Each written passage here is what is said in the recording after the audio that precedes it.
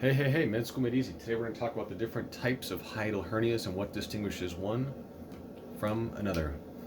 Hiatal hernias occur at the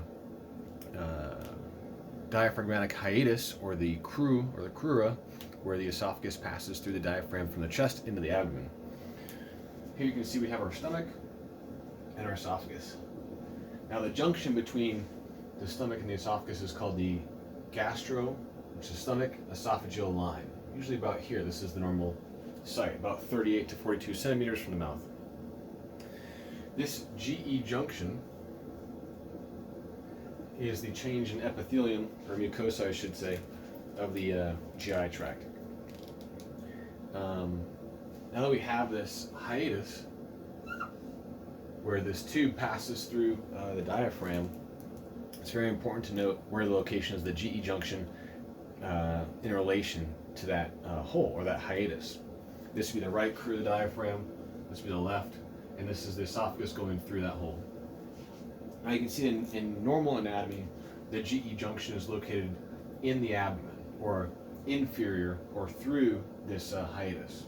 Now for a type 1 hiatal hernia, there's a bulge here. This is also called a sliding. So on the right, type 1, sliding. And the GE junction has now migrated up. So it's now above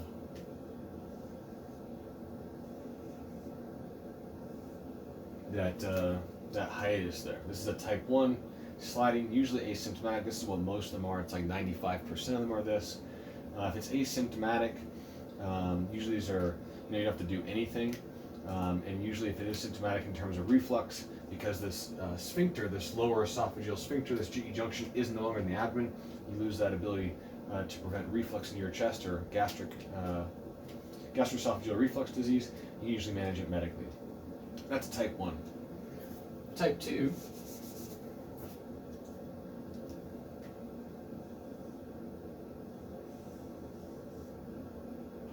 is also known as paraesophageal hernia. And in this case, the GE junction is still in normal location. It's still down the abdomen, but you have another piece of stomach, usually from the fundus,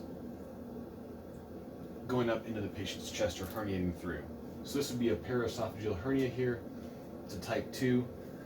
Pretty rare for this to happen like this in terms of all hiatal hernias. Less common. Some people advocate for elective repair in an asymptomatic patient. If it's symptomatic, most people will advocate for a fundoplication or some type of repair. Moving on to type 3.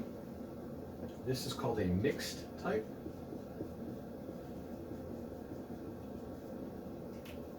In this instance, I'm just going to redraw this whole thing. You have both a sliding component and a paraesophageal component. And in this case, your GE junction is up high and your crura is down here. So you have both the sliding and the paraesophageal component. It's mixed. You have both those above the hiatus, or herniating into the chest.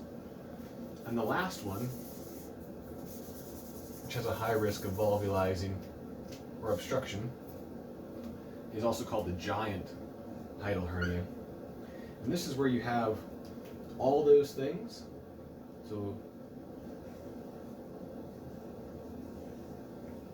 And you also have a different organ.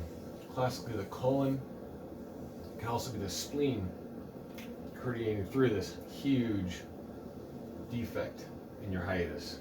So type 4 is 3 and another organ. Small bowel, colon, spleen, etc. And those are the 4 types of hiatal hernia.